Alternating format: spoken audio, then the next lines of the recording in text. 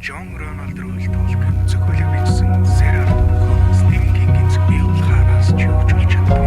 Тамд очиж Түрэгбаатарын гэсэн жижиг Зүртбаатарын хоёрын зөвхөн зочисхийн сэрлээ. Ганагийн сүгт Тавтай морил.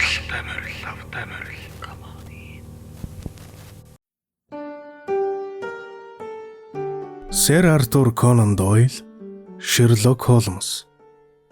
Баскервиллийн удмыг хэлмэгдүүлсэн нохой. Ардын боловсролын яамны хэвлэл Улаанбаатар хот 1977 он. Орос хэлнээс орчуулсан С. Даштондов. Хэвлэлийн редактор Ц. Сандаг.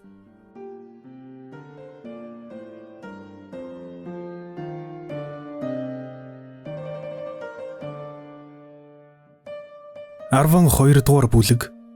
Намаг дотор хүний амь осолдов.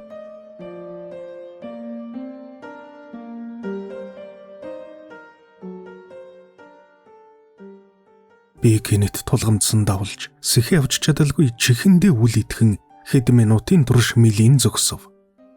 Тэгж байснаа үг хэлэхтэй болж нүсэр том ачаа миний мөрнөөс мултарч угааг мэдрэв. Ийм ёжтой хүйтэн дуу энэ ертөнцийн ганц хүндэл байх учиртай. Холмс, ноёо Холмс хэмээн хашгирчихлаа. Та гараад ирээч, бууга болгоомжтой авч яваарай гэж Холмс маань хэлв.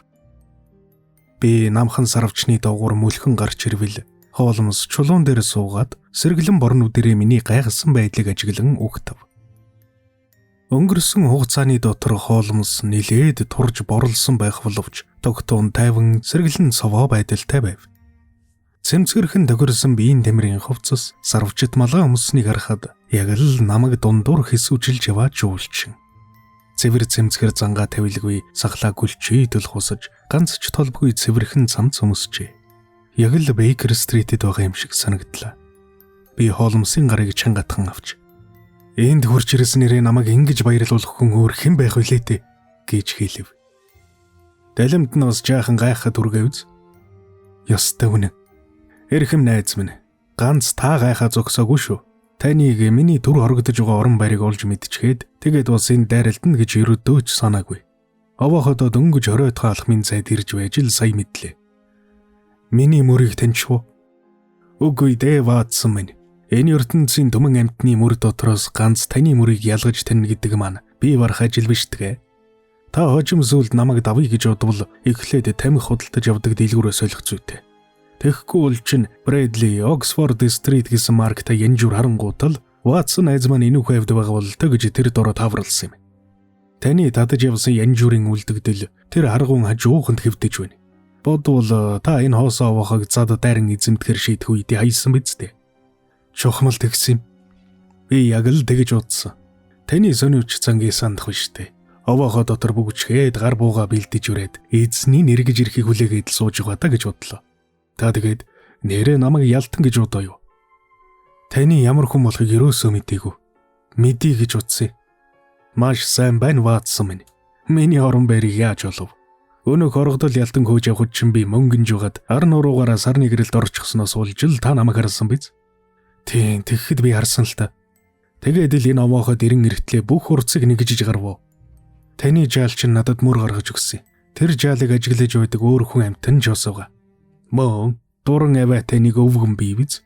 Би томруулдаг жилэн дээр нь нарны гэрэл гэлзаад байхыг үзсээр нь анхандаа юу вэ гэдгийн уучрыг нь сайн олохгүй байсан юм. Холмс босож урдсан даашаагаад. Картрайтерэд явсан мань. Энэ юун зарус байдаг вүлээ? Та компьютерээс ороод ирсэн хэрэггүй. Тэгсээ Лаура Лайнс туулс гэж яваа юу? Тийм.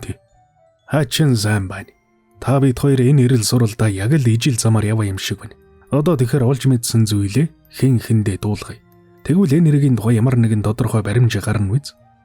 Таныг энд ирээд байгаад би томгих баярлж байна. Энэ олон нууц өөр тулгарсыг хариуцлагадаа дарагдаж тэрэг толгой маань бүр болж эхлээд байлаа. Та чи яаж яваад энэ дэрчгэв? Энд юу хийж байгаа юм бэ? Холмс маань Бейкер Стрит годомжинда гэртээ суугаал өнөөх айлган сүрдүүлсэн эргийн талаар ажиллаж байгаа гэж бодоод байлаа шүү дээ. Би яг л тэгж бодуулах гэсэн юм чи. Тэгвэл та чи миний тусалцааг авч байгаа хэрнээ надад итгэдэггүй байх нэ дээ гэж би уурлав. Дотны амд найз минь дээ. Энэ хэрэг улам бас олон хэрэгт таны тусламж үнэлж баршгүй их юм. Таныг мэхэлж гисэн шиг санагдаж байгаа бол бүү урлаач дээ. Би гооч байна. Энэ үхэндээ гэж ярихад зарим талаар таны төлөө л ингэж байгаа юм. Таныг аюул занлын аман тулгарлаа гэж мэдээд л энэ хэргийг өөрөө биечлэн мөрдөх гэж ирлээ. Хэрвээ би Хенриг ба та хоёрт хоёулантай намд байгаад байсан бол миний үзэл бодол танигаас огт ялгагдахгүй байсан. Харин өнөөх бидний өрсөлдөгч дайсан л их сэрэмжтэй болох шүү дээ. Бас тэгээд би шууд Баскервилл хоолд ирчихсэн бол баахан бомбд орох байсан. Харин ийм байдлаар ажиллахад ёстой л чөлөөтэй дал дуур сэмхэн байж байгаад яадгаа алдах цагт гараад ирэх боломжтой болж байгаа юм. Та надаас нуугдаад байсан хэрэг юу вэ? Миний энэ дугыг та мэдсэн байлаа гэхэд ямар ч ашиг гаргахгүй. Харин би өөрийгөө илчлээд өнгөрөх байсан. Та надад ямар нэг юм ярмаар хэрэг гарчиж болзошгүй. Эсвэл угийн сайхан сэтгэлээрээ намайг тогтоо байлгах гэдэл зүтгэн. Шаал хэрэггүй юмд аз туршихад ямар хэрэг вэ? Зарлагын конторд ажилладаг жаалхуу Картрайтыг та санаж байна уу? Би түүнийг дагуулад ирсэн. Тэр маань гойд сайхан үйлчилж байгаа. Надад хэрэглэгдэх өчүүх юмсыг та мэдэн дээ. Талхны хилдэрхий цамцны зэвэрхэн зах байвал болоо шүү дээ. Хүн өөр юмар ер нь яах вэ дээ? Бас түүнээс гадна Картрайт гэдэг чинь хурцхараа хурд хөлөөрөө нэмэр болж байхгүй юу? Алиэл нь надад бөөн ол золоод байгаа. Холмост бичсэн тайлангууд та хичнээн их хүч чадал бахархлаа нэвчингийн хийснийг санаад хоолой зангиран гоморхож. Би чинь бүх тайлангаа шал хоос юмд бичсэн болж явах шив гэж хэллээ. Холмос халааснасаа баахан загтал гаргаад ирлээ. Хамгийн нарийнаар судалж танилцсан таны загтлууд энэ баяндаа найз минь. Энэ талаар та эргэлзэх хэрэггүй. Эгзгийг нь аятайхан даруулсан болохоор бичсэн тайлангууд чинь ганц өдрийн зааталтайгаар л миний гарт яг ирээд байсан. Миний дэвшүүлэх халуун баярыг хүлээж аваарай. Ер бусын эдрэтэ энэ хэргийн талаар таны хийсэн гярхай ажиглалт онц зүтгэлийг яаж ч магтаад барамгүй. Холмос намайг ингэж овжин давжсанд би эвлэрч чадахгүй байсан хэрнэ. Түүний хэлсэн халуун дотн үг миний сэтгэлийн догдлыг сарниулв. Түүнээс гадна найзынхаа хэлсэн үгний хичнээн үнэн болохыг хүлээн зөвшөхийн сацуу хэрэг явдлын ашиг тусын үүднээс үзэхэд Холмос энэ нутаг дээрээ дугайг би мдээгүй байсан нь илүү юмаа гэдгийг ч ойлголоо. Холмос миний царайс ирэхийг хараад "Эмил байхан зөв. Одоо Лаура Лайнс авхан зочилсон тухайга ярил л да. Компьютерээсэд байгаа зарим нэгэн зүйлийг мэдээд авч болох ганцхан хүн байгаа учраас таныг хэнтэй уулзахаар явсныг амархан таасан. Үннийг хэлэхэд өнөөдөр та тэднийхээр очиагүй бол маргааш би өөрөө очих гэж байсан юм" гэлээ.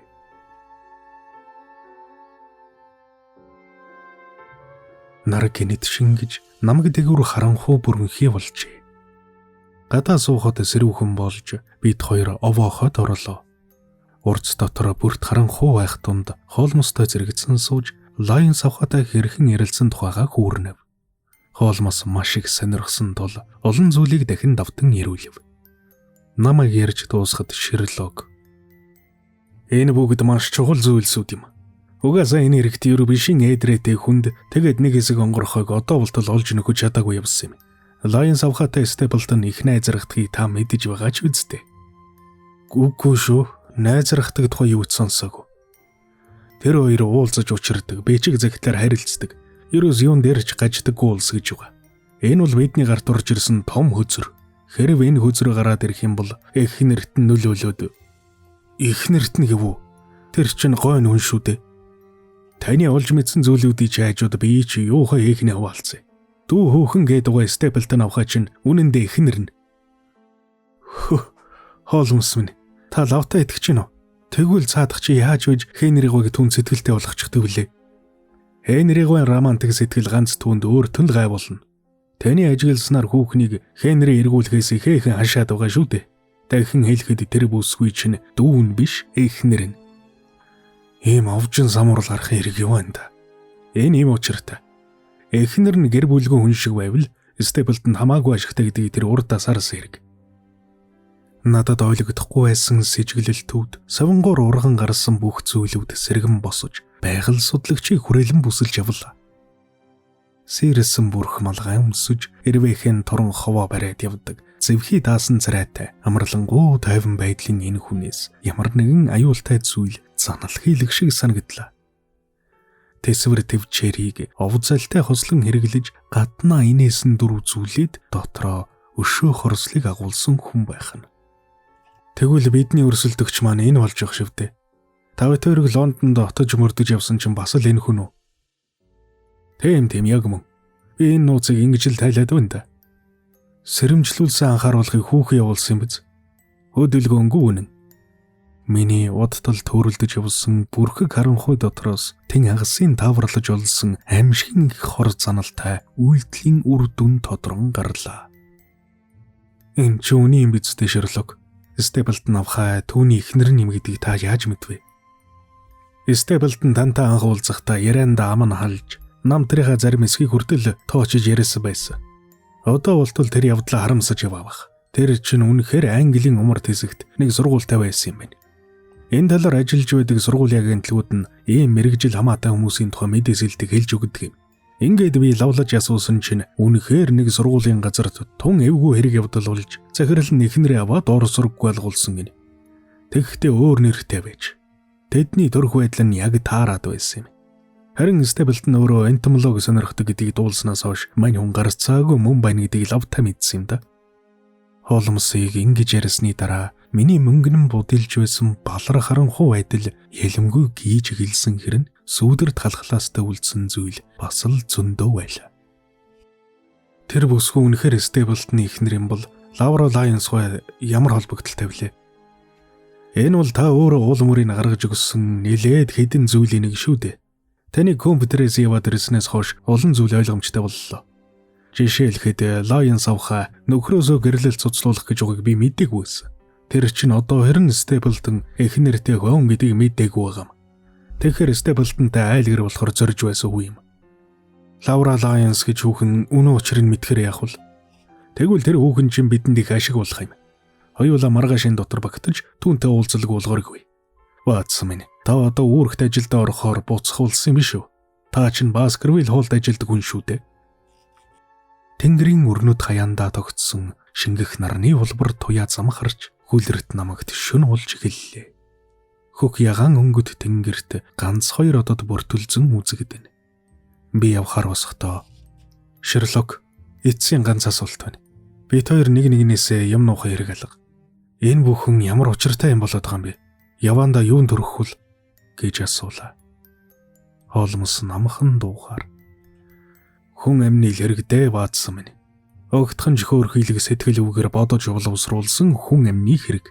Нарийн ширийн юмсыг битгий шалгаа.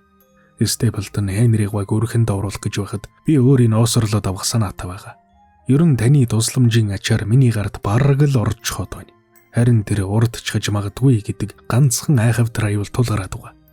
Одоо ганц өдөр ихтэй 2 өдөр болгоод миний бүх зүйл бэлэн болчихно. Та тэр болтол хайр тэхний өвчтэй хүүгээ яаж асарддаг вэ? Яг л тэрэн шиг Хенриг баг хамгаалж байгаарай. Таны өнөөдөр эзгүй байгааг чи уужилж болох талтай. Гэлээч гисэн түүнийг ганцаар ингэн орхиж болохгүй.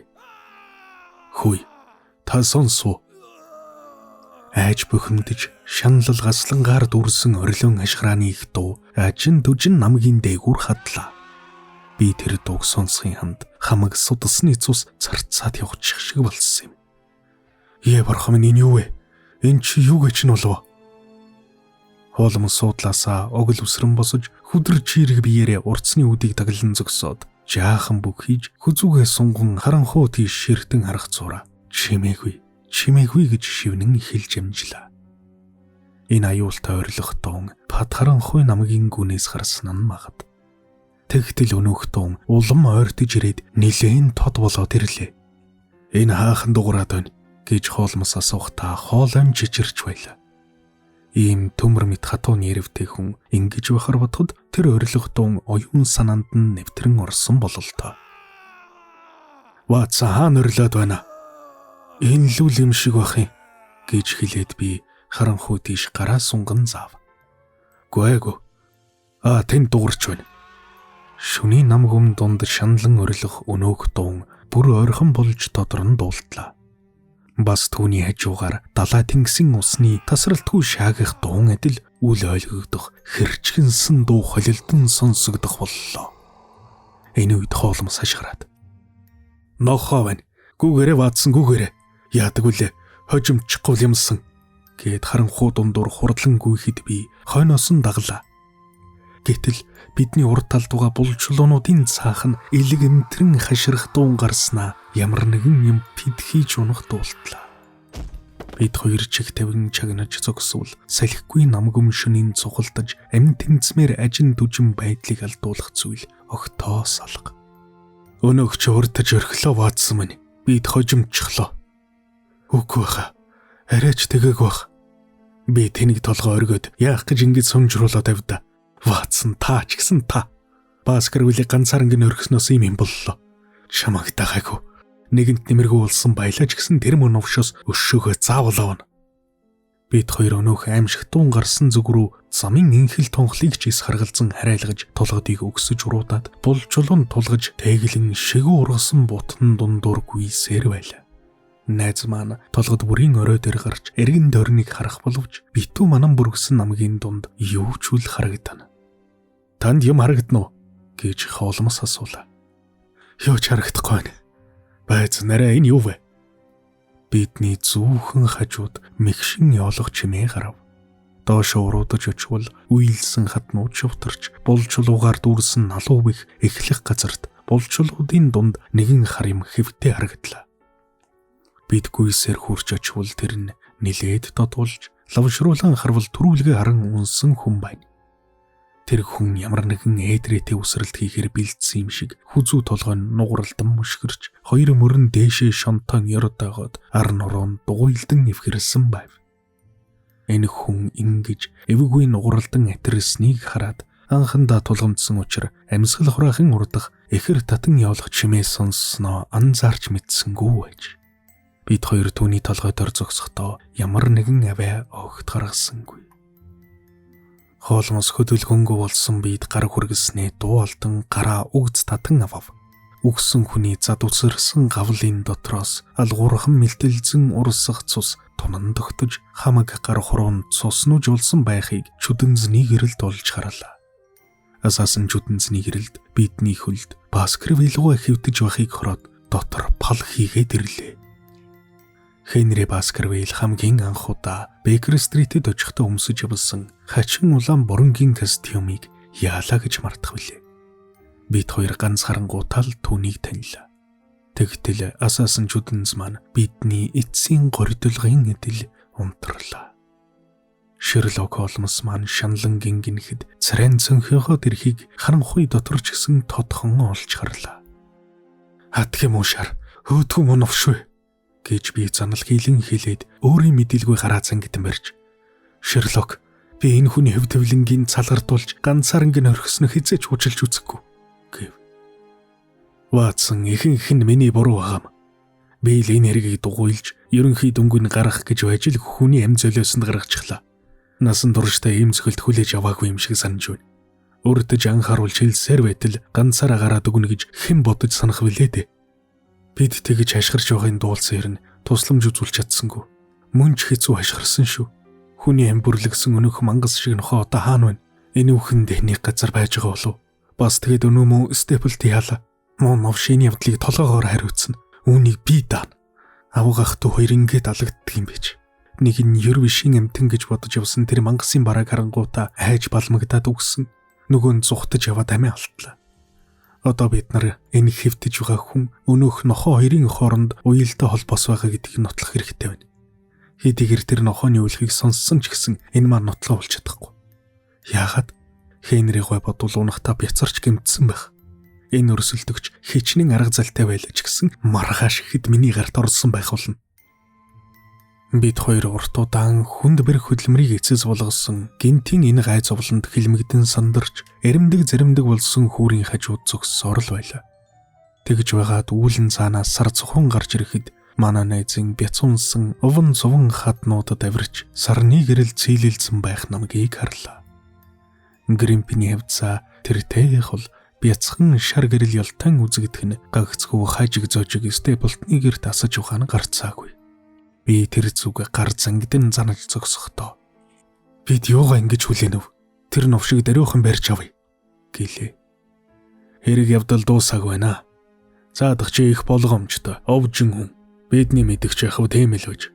Харин нотлно гэдэг амаргүй дээ. Ганц хаазгаа гიშгтэл цаадах чи мултраад алга болно. Тэгэд одоо яах вэ? Маргааш ажил бишгүй нэг байна. Өнөөдрийн хувьд бол хөөрхий Хенрид эцсийн удаа туслалцаа үзүүлээд. Би тогтсон хажууг даган сарны гэрэлд гэлтгэнэн үзэгдэг чулуун дотор хэвтээ вихэрч байсан энэ хөтөл дээр ирээд харахад зүрх минь шимширч нүдэнд нулимс дүүрээд ирлээ. Хүн хүч олж ирээдээ. Та бид хоёр түүнийг гэрт нь үргэж дийлэхгүй байх. Бурхан минь та чи юу гэж болов? Хоолмосоо та чин дэмэрч байна уу энэ чи? Хоолмос дуалдаж Хенригийн зогцос төр тонгоон ойрцсноо. Гэнэт миний гарыг чангаар атхан авч хэсэгсчээд л дороо дэвгцэн бүжгэлв. Дандан буур сууртай нарийн чанд хором дэглэмтэй байдаг найз маань мөн үтэй энэ. Далд дарагдсан дүлэг гадаг шаад зад усран гарна гэдэг ийм байдаг аж. Сахалыг нь энэ чин сахалтай хүн байна. Сахал гинэ гэж би асуув. Хенри биш байна. Иш хөөрх юм. Энэ чин нөгөө миний хөрш оргодол ялтан л байна да. Би бошуухан ухасхийн нөгөө хүүрийг дээшээ харуулan тавьбал суснууж болсон урд сахал нь сарны зэвгэр саарал гэрэл тийш эгцлэн харсан байв. Эргэл зөхцүүл даан чалга. Нарийнхан магнатай сармагчин шиг хөнхөр нүдтэй. Энэ бол хадны ангал дотор лааны гэрэлд цугс үзэгдээд өнгөрсөн өнөөх алуурчин сээлтний нүүр царай дүрээрээ мөн байлаа. Илүү олон сонирхолтой хууч яриа болон бусад контентуудыг үзхийг хүсвэл Ганагийн сүгийг subscribe хийж хажууд нь байгаа хонхыг дарж идэвхжүүлснээр бичлэг орох бүрд танд цаг алдалгүй notification-ээр мэдэгдэл очих болно. Баярлалаа.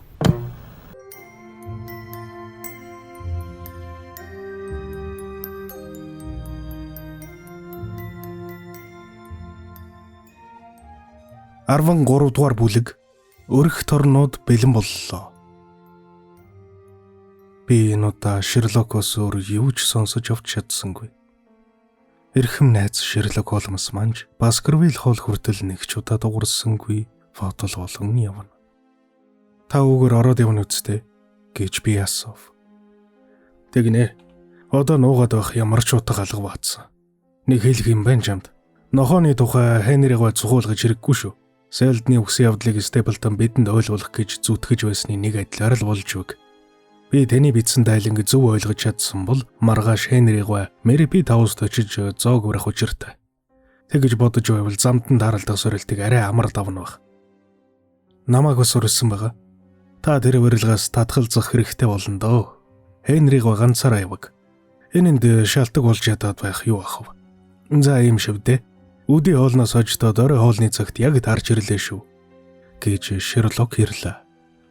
Сүүлийн хэдэн өдрийн дотор болсон хэрэг явдлуудын тухай Шерлок Холмс сонссныхоо дараа Лондонд тогтож сууж чадахгүй гэж Хенригой лавтай бодож байсан тул шинэ гийчин ирсэнд их гайхсан юмгүй харин сүрхий баярлсан байв. Гэлэж гисэн манай найз Холмс ямарч тээшгүй хүрэлцэн ирсэн. Тэгэд бас үүнийхээ учир шалтгааныг тайлбарлан ярихыг огтхонч хүсгүй байгааг үзээд их эдгайхан нүд нь орой дээрээ гарч хүлээ. Холмст зайлшгүй шаардлагатай зүйлүүдийг тэр дуран зэхэж баахан оройтон үдшийн цай ууж суух зур Хенри мэдвэл зөхөх өнөөдрийн зарим хэрэг явдлыг ярьж өглөө. Юуны төрөнд Селдэн амар үгцэн тухай бэрэмэр болон тэдний гэргийг дуулгах гэж нэг хэцүү өрөг надад оногдсон юм. Өвгөн зарцын мэдээг амс хийсэн байдлаар сонсоход бэрэмэр авахай хормогчороо нүрэ таглан гашуунаар уйлж гарлаа. Селдэн бол ертөнц дахны хараанд шулмас аратан гөрөөс хоёрын дундах аюул тамтан болон үзэгдэх боловч хүүхний хувьд бол өнөө хөл сэргэлэн цовоо баг байхдаа гараас нь хөтлөн явдаг байсан хүүхэд хэвээрээ ажээ. Би барсан явдлыг харамсан уйлах ганц ч бүсгүй хөнгүү тийм эрг хүн гэж байдаг бол үнэхээр мангас гихч байх ёстой билээ. Ваца таныг явснаас хойш ганцаараа гэрээ мохорс ихэд их л өөдөж өгөх шахаад байв сууж байлаа. Үгэнд оромтгой байсны минь ирэх биш анхаарах үсттэй. Степлтон намайг үрж зурус илгээс уучраас намайг тийш гарахгүй гэж тэнд амаа алдаагүйсэн бол өнөө өрөө хөгжин төнгөрөх байсан юм гэж Хенригой хэлэхэд Холмс хариу болгож. Та энэ үдшийг үнэхээр хөгжин төнгөрөх байсан гэдэгт би огт эргэлзэхгүй байна. Бид хоёр нөгөө хүзүү толгоогоо молтолж өгсөн үнийг хараад таныг ам усалдаж гэж гашуудаж байсны минь та юмд бодохгүй баха гэж өгүүлэхэд Хенригийн нүд нь том болж яагаад тэр вүлээ гэж асуув. Яагав дээ. Тэр тавилан мод ялтан таны эдэлж явсан костюмыг өмссөн байсан юм. Түүнийг Бэримороос авсан байх учиртай. Үүнээс улж Берримор цагдаагийн газарт ороогдож мэдэх байна. Үгүй хаа. Миний утга тэр костюм дэлдэв тэмдэг байхгүй. Тэгвэл Берриморын аз таарч та нар бүгдээрээ хууль бус үйлдэлд холбогдоод байгаа болохоор таны ч аз болж нэрээ ярил би үнэн шудраг хэсэг баримталдаг мөрдөгчин хөвд та нарын энэ бүлийг дорн барих хэрэгтэй байсан юм. Ватсны бичсэн загтлууд үүнийг уудлан илрүүлэх бичиг баримт болох юм шүү. Манай ажил явдал ямар байгааг ярил дээр юм шүү гэж намайг хэлвэл энэ бөөн бүдлээний учир явдлыг олж дөнгөж байгаа мó гэд гэж Шерлокийг асуухад Хенри гоо Ватсон бид хоёр эрэхтэй л байсан чигээрээ юу ч нэмж олж мэдээг байгаа та гэв. Тун ойрын үед олон зүйл тодорнох. Гойд хүнд ер бусын эдрээтэй хэрэг юм. Би одоо болтол зарим нэг юмыг харанхуй ман дотроос гаргаж чадаагүй. Тодорох цагаар нэ заавал тодорно. Бид намайг дотор юм дуурахыг сонссон тухай Ватсон танд ярьсан байх. Би тухайн үедээ нохойтой холбогдол бүхий ажил эрхэлж байсан болохоор нохоо уулахыг танилгүй яхав дээ. Энэ талаар намайг дагахад тун амаргүй. Хэрвээ та тэр нохооны аманд нь хошууфч өмсөхөд гинжи уян татаалгаад өгдөг юм бол таныг энэ ертөнцийн агуу их мөрдөгч гэж бодож явах болно. Хошууфч өмсөх нь гинжинд чадаагаад өгнө. Харин таал туслах юм шүү. Таны тушаасан бүхнийг хийхэд билээ. Гот сайн байна. Харин яагаад юунд энэ тэрийг илгүй сохроор захирагдгийг л шаардсан шүү. Та яавал ятав. Та үүнийг зөвшөөрвөл тавьсан зорилтыг чинь биелүүлээд өгөмз. Ер нь миний эргэлзэхгүй байгаа зүйл бол Холмс яриагаа өөрөө таслан зогсоож миний толгой дээгүүр ямар нэгэн зүйлийг ширтэн харав.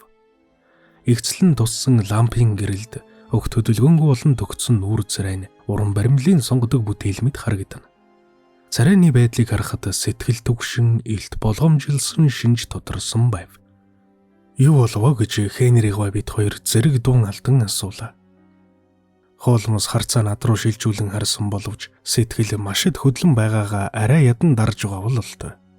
Нүүр царайны байдал нь урдын адил юу ч илэрхийлэн үзүүлэхгүй хэвээр боловч нүдний харцанд ялалтын тэмдэг илрэн гарч ирлээ.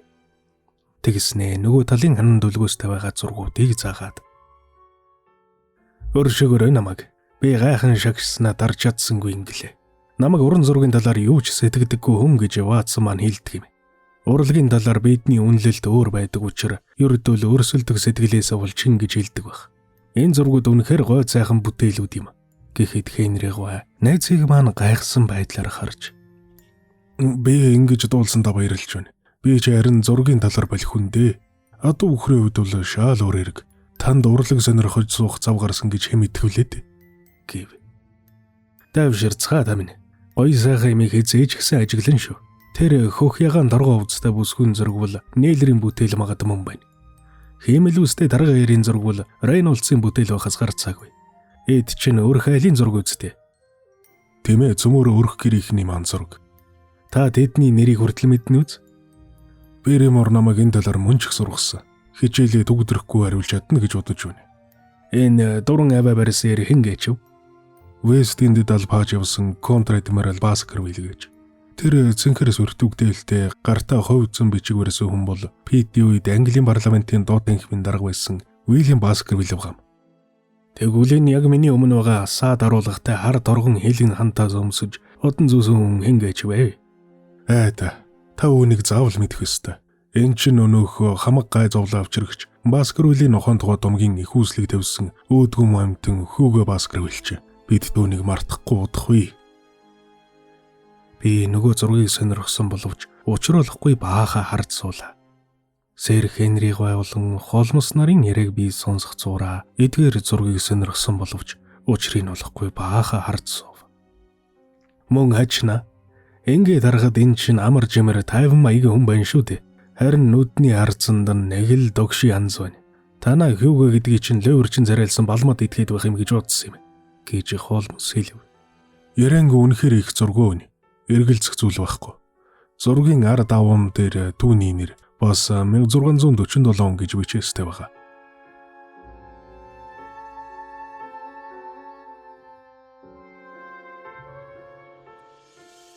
Энэ өрөөний үлдсэн бүх хугацааны турш Холмс үг яриа цөөнтэй болж замаа алдсан Хүүгөгийн зургийг шохоорхон оройн цай ууж байх зур нүд салгалгүй ажиглан харсаар байлаа. Харин Хенригой өрөөндөө очихоор явсны дараа л би найзынхаа бодлыг сая ухаж мэдсэн юм. Холмос шөнийн цагт сууж юм хийдэг бяцхан ширээн дээр байсан лагавч намайг дагуулan цэнгэний өрөөнд эргэж ирээд онжил удаж хар бараанцсан зургийн хажууд барин гэрэл түлв.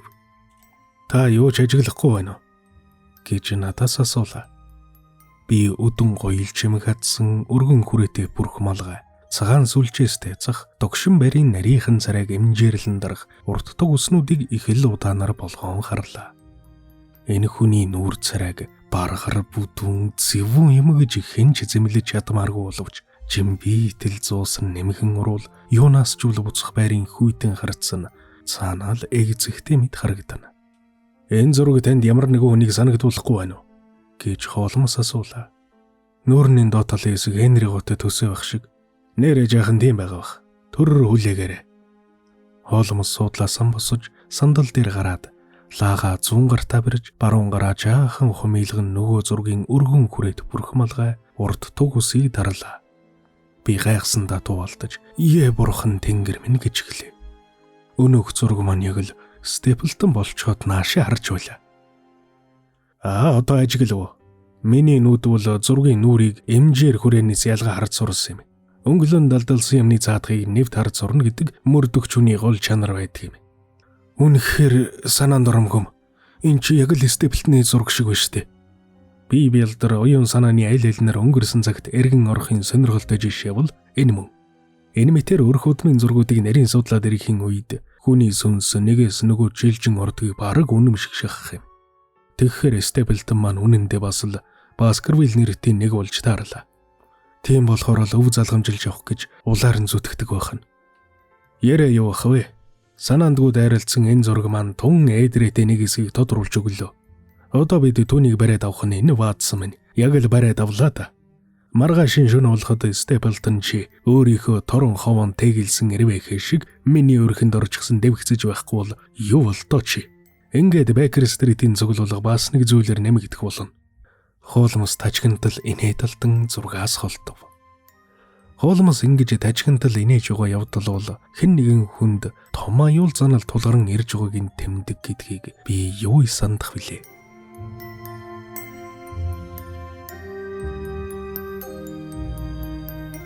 Та яг одоо Ганагийн сувгтай хамт байна. Би маргааш өглөө хувцсан өмсөж байх цур цонхоор харвал Холмос надаас эртлэн босоод нэг юмд яваад ирж амжсан бололтой байх бөгөөд удахгүй болох гэж үе хэрэг явдалд сэтгэл дүүрнээр хоёр гараа хавсран үрж өгүүлгэн. За өнөөдөр чинь нэлээ яривхтэй ажлын өдөр болно доо. Энгисхийгээ төдөлж эхэлцгэн. Өөрөх торнуудаа тавьчихсан өнөөх том шүдэд сургай загас торн тэгэлж үү мултраад гарч уу гэдг нь өдөш болох үе тодорхой болно доо гэлээ. Та намгаар орж амжаад ирээ юу? Би Грэмпи орж Селдний үсэн тухай Престаун дуудсан уулзахад ирлээ. Энэ асуудлын талаар бидний хэн нэгнийг оролдохгүй болсон байхаа гэж найдаж байна. Бас өмнө ч дотны Картрайттайгаа холбоо авирлаа. Тэр чинь миний төлөө санаа зовохдоо эзнийхээ шарил согсон охоо шиг ур зовоохоны аман дээр сахиад өгөхгүй хөөхд байгаа юм. Өнөөдөр тэгээ юу хийж өглөх вэ? Юун дөрөнд Хенригваа уулзмаар байна. Хөө, Хенригваа маань ч өөрөө ирлээ. Хенри орж ирээд сайхан өөрөөсөө Холмосгой. Та ч одоо болох гэж байгаа тулдааныхаа төлөвлөгөөг Жанжин штабын дарагтайгаа товлон зөвлөж байгаа генерал шиг л байх ч. Үнэндээ ч тийм байгаа юм. Ватсан маань тушаал авахаар ирээд байна. Би ч ус адил гэж Хенриг хэлвэл маш сайн байна. Танай ханд найз Степлтон таныг үдий хоолнд өрсөн байхаа. Та нар ч гэсэн очин үздэй. Тэднийх их зочломтгой сайхан уулз болохоор та нарыг очиход баярлах л байх. Ватсан бид хоёр Лондон орлого болохгүй болсонд харамсаж байна. Лондон орно гинэ. Тийм ээ. Тухайн нөхцөлд бид нар тэнд байх нь ашигтай байна. Хенри ганцаараа урваагаад явчихлаа. Энэ явдлаа дуустал та нарыг надаас салахгүй хамт байх юм гэж бодоод байсан. Үннийг хэлэхэд Баскервилл хоолд ганцаар байна гэдэг чинь зэвүүх хөргөд байна шүү.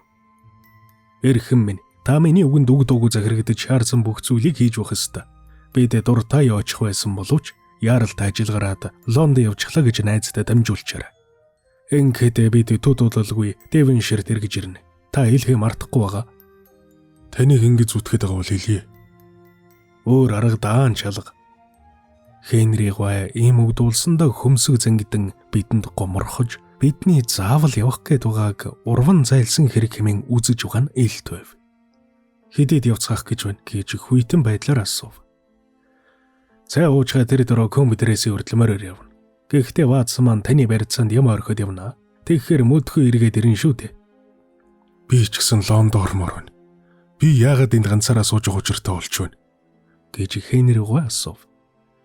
Яагаад гэвэл та үүрэгт ажлаа орхиод явж болохгүй. Бас тэгээд миний хэлсэн бүрийг үг дуугүй биелүүлнэ гэж та өөрөө амласан байгаа. Одоо би танд эндээ үлдээч гэж байна шүү дээ. Тэгье, эндээ үлдээ. Бас нэг үсэх юм байна. Мэри Питаус руу мороор очиод морин дэргээ буцааж өрхөө тарихдаа явга явна гэж Степлтон хэлээрэ. Намайг дундуур явга явах гэж юу? Да. Ингэж болохгүй гэж та өөрөө намайг хөргөлөж байсан биш үү? Одоо бол ёстой тайван явж болно. Ганцхан таны эр зэрэгт бат идэгсэндээ ингэж зүтгэж байгаа юм шүү. За яг л хэлснээр ч юм уу. Та амь насандаа өчүүхэн ч гэсэн хайртай байдаг бол Баскервилл хоол ороход нилээн дүт байдаг. Мэри Питаусаас Грэмбиний зам үрдэг аргуугаас тун гарч болохгүй шүү. Яг хэлснээр ч гүцэтгэх юу. За тэгвэл их сайн байна. Бид хоёр цайгаа уучхад эртхэн гарч Лондонд өдрийн цагаар тааруулж очих санаатай гэж хэлв. Хоолмос өчигдөр үдэш Лондон орно гэж Степлтонд хэлж байсан хэдий боловч ажиллах төлөвлөгөө тиймэрхүү болсонд би ихэд гайхав. Өөрийнх нь хэлснээр яадгаа алдаад байгаа ийм тулгам үед Лондон явах. Тэгээд бас намайг заавал дагуулж явна гэж хаанаас бодох вүлээ. Ямар ч байсан тэр найзынхаа хэлсэнд үг дуугүй захирагдан дагахаас өөр замгүй болж мөдхөн гайхаж тасарсан Хенри гоотой салхын ёс хийж мордоод 2 цаг өнгөрөх үед морин дэргээ буцаачхад компьютеристийн өртөөний зорчигчдын талбай руу гарч ирэхэд намхан нуруутай жаалхүү биднийг өгтлээ. Надад тушаах зүйл байгаасан болов? Картрейд. Чи одоо гал тэрэгэн зугаад Лондоор. Очингуудаа миний нэрээр Хенри гоо цэглэгэн утсийлгээ. Миний гээгдүүлсэн тэмдэглэлийн дэвтрийг олов уу гэж лавлаарай. Хэрвээ олсон бол баталгаатай илгээлтээр Бейкер Стрит рүү явуулна уу гэж хэл. Мэдлээ. Одоохондоо өртөөний конторт очиж миний нэр дээр ирсэн юм байгаа эсхийг үзээдэр. Жаалхүү тэрд орохноо нэг цэглэгэн утас барьсаар хурч ирэв. Хоолмос түүнийг уншиж үзээд наадах өглөө. Утас авлаа. Баривчлага эрхийн бичиг аваад гарлаа. 5:40 Лестрейд гэж бичсэн байв. Энэ ч өглөө миний явуулсан цэглэгэн утасны хариу. Лестрейд бол мэрэгжлийн мөрдөгчдийн дотроос хамгийн дөнгөр нүгэн. Түүний туслалцаа бидэнд хэрэг болно баг. Зяваадсан минь одоохондоо бидэнд жаахан зав байна. Таны Лаура Лайонс авханд очиж золгоход яг болж байна да. Холомсын зохиосон ажиллах төлөвлөгөө одоо л мөч тутам тодрон ойлгогдож байна. Бид эзгүй байгаа гэдэг ойлголтыг Хенригуугаар дамжуулан Степлтонд итгүүлчгээд үнэн хэрэгтээ бидний туслалцаа хамгийн чухал хэрэгтэй үед буцаад ирсэн байхаж. Хэрвээ Хенригуу цэглэгэн утасны тухай дурсаж ярил Степлтоны эцсийн эргэлзээний шавхрууг арилгах юм. Том шүдэд сурах загасны эргэн тойрондох өрх тор улам чангаран байгааг нүдэрээ харах мэт санагдав. Лаура Лайонс авхай ажлынхаа тасалгаанд сууж байлаа. Шерлок Холмс ихэд илэн далангуу өгөөд гойд гүдэсгэн байдлаар яриагаа шуутхан эхлэхэд бүсгүй амаа ангайн мэл гайхав. Холмс эхлээд би Чарльз Баскервиллийн нас орсон хэргийг байцаа мөрдөж байгаа. Үүнтэй холбогдуулж таны мэдээлсэн зүйлүүд бас чимээгүй өнгөрөхийг оролцсон бүх зүйлийг миний найз доктор Ватсон надад ярьсан гэлээ. Би тэгээд юун тухай чимээгүй өнгөрчихвдээ гэж хэгжүүн байдлаар бүсгүй сөргөн асуув. Орон 10 цагт Чарльз Гуайг явган хаалганы дэргэд уулзъя гэж дуудснаа та хүлээсэн. Чарльз Гуай чухам тэр цагт тэр газар дээр бий барсныг бид мэдэж байгаа. Энэ хоёр баримтын хоорондох холбоосны тухай та чимээгүй өнгөрсөн байна. Энэ хоёрын хооронд ямар ч холбоос байхгүй. Тийм бол гайхалтай төгөрсөн учрал байж. Эцсийн бүлэгт энэ уялдааг олж тогтоох болох нь магад. Лайонс авха. Би тэнтэй тун нууж хаалгүй ярихыг хүснэ. Энэ хүн амны хэргийн тухай яригдж байгаа юм шүү. Тэгвэл хэргийн баримтцэлтээс үзэхэд зөвхөн таны найз Степлтон төдийгүй. Бас түүний эхнэр нь хүртэл мөрдөн байцаалтанд орхуулаад байгаа юм.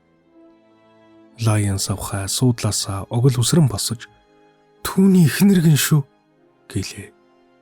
Энэ бол хэнд ч гэсэн нууц зүйл биш.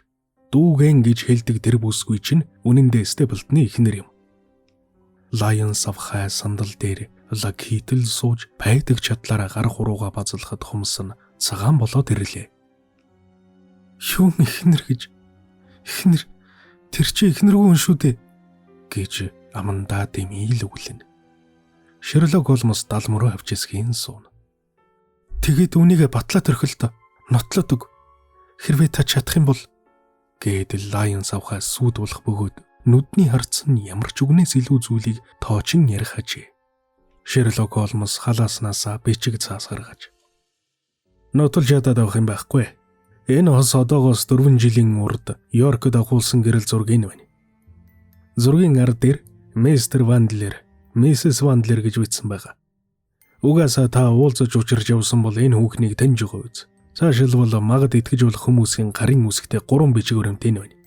Минь бол дээр үед Сент Оливер гэдэг хувийн сургуулийг эзэмшиж байсан RM2 Вандлерийн бичсэн тодорхойлт юм. Та өөрөө энэ бичгүүдийг уншаад үзэхэр үнэхээр таны танилуд байна гэдэгт эргэлзэх зүйл бүрэн алгуулна доо. Лайон савхаа урдаа байгаа бичгүүдийг хальт ширвэн харснаа биднийг харлаа. Урам нь хугарсан бүсгүй нүүрцээр яг л хөдөлгөөнгөө тогтоосон баг мэт болжээ. Тэрээр Холмсгүй тэр мөн овч намайг гэрлэлтэд цуцлуулчвал надтай сууна гэж андгаалсан. Түүний ганц ч үгэнд итгэж болохгүй хүн юм шивдэ. Дандаа л намайг мэхэлж бэж. Яахын тулд юунд ингэж байгаа юм бол ганц миний төлөө санаа тавьж байдаг гэж би бодож ирсэн. Би чинь түүний гарт урсан нэг зэвсэг төдий байж шүү дээ. Ийм худалч амтанд үнэн хിവэрэ байх хэрэг юу вэ? Түүний хаацалаат ч яхав дээ. Булаа ажлынхаа өрийг өөрөө төлөг. Юу л асуу би юухан ч нуухгүй. Харин би тэр загтлыг бичиж байхад тэр нь миний хамгийн дотны найз Чарлз Гой амнасыг сүйтгэнэ гэж өрдөөч бодоогүй юм шүү. Гэхэд Холмс би эрхэмсэг таны хэлсэн үг болгонд итгэж байна. Танд үүнийг ярихад хэцүү өхөн байгаа бах. Тэгвэл ингэж төгхрээ. Ярихын би яри, ямар нэгэн чухал зүйл дээр буруу ярил та зассаа дугаарай. Загтлыг Степлтны ядгалгаар бичсэн биз? Тэр чи өөрөө хэлж бичүүлсэн. Гэрлэл цуцлуулахад орох бүх зардлыг Чарлз Гой даана гэж Степлт ярьж байсан биз? Тэгсэн. Загтлыг явуулж гасан болцсон уулзалтанда бүү очгож ятгасан нь. Цуцлалтын зардал мөнгийг хүндлэнгийн хүн гаргадаг юм бол өөрийгөө хүн гэж хүндлэхэ болно гэдээсэн. Хэдийгээр ядууфтархан боловч бит хоёрыг BBS нь заглаж угаасаадаг арилахын төлөө эцсийн ганц зоосоос ихсэрхэд ч бэлэн гэж андгаалсан. Тэр чинь элдв үйлдэл дараалал сайн барьдаг хүн байх нь. Цаашдаа хэрэг явдал юу болсныг өөхт мэдээгүй байжгууд Чарлз Гой өгсөн тухай сонноос олж үнссэн үү? Тийм ээ. Уулзна гэж болцож байсан тухай нэг ч амтанд хэлэхгүй байж чадна гэж Степлтон таны амыг авсан уу? Тийм ээ, Чарлз Гой сүрхийн нууц битүү байдалд өгсөн. Хэрвээ тэр загтлын тухай олж мэдх юм бол намайг сэжиг төртнө гэсэн. Намайг ингэж зурдуулсан болохоор би чимээгүй байя гэж хэлсэн. Ойлгож байна. Гэвч та ямар нэгэн зүйлийг сэжиглэж байсан уу? Лайон савхаа шууд хариулахаас тэнэгэлсэн бол та доошоо тонгойн сууж байснаа ингэж ирэв.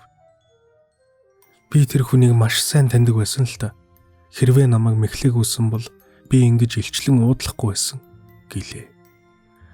Ерөн тэгээд та тун азтай саллаа да. Степлтон таны гарын дор байсан үүнийг ээж өөрөө мэдэж байсан. Гэлээж гисэн та амьд мэд гарлаа. Та сүүлийн хэдэн сарын турш хутганы ирэн дээр тогтож байсан хүн. Одоо Лайон савхаа танд сайн сайхныг хүсгийг минь зөвшөөрнө. Бодвол бид нар дахин уулзна бах гэж Холмс хэллээ. Бид хоёроо тэднийхээс гарч Лондоноос ирэх хурдан галтрыг угтан хүлээхээр өртөөний зорчигчийн давцсан дээр дахин хурж ирэхэд за ингээд л зарим зүйл багасаа тодорч манан будан нэмгэрч байна. Би даан их удалгүй манай үеийн хамгийн дэрвтэй энэ хэргийг зүйл нэг бүрийг тодруулан босгоно. Эрүүгийн мэрэгжилтэн нар иймэрхүү хэрэг гарч л байсан юм гэж хэлээд 1866 онд Молорос Сингроднод гарсан хүн амны хэрэг Умард Каролины Андерсныг цохон дурсах бах. Гэвч одоо бидний эхлэн шүүж байгаа энэ хэргийн дотор зарим нэгэн өвөрмөц шинжүүд байгаа юм. Бид одоо ч гэсэн энэ мө овжин залрахыг эдгээдэд шууд нотлоо тулгаж барахгүй л байна. Гэвч Ватсон минь өнөө шин унтах цаг болоход бүх зүйлийн учир олдно гэж миний хэлснийг бүү мартаарай.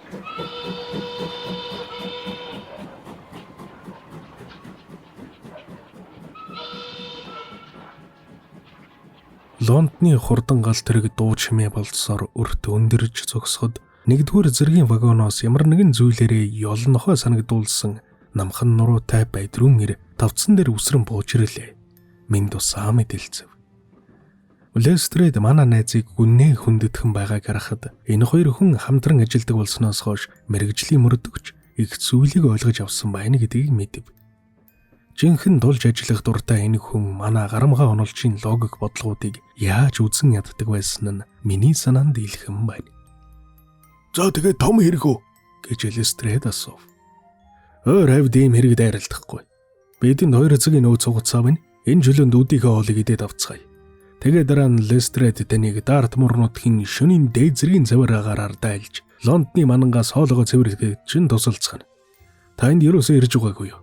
Тэгвэл та энэ нутагтай анхудаа учран танилцсанаа тун удаж мартна байхаа гэж Холмс хэллээ.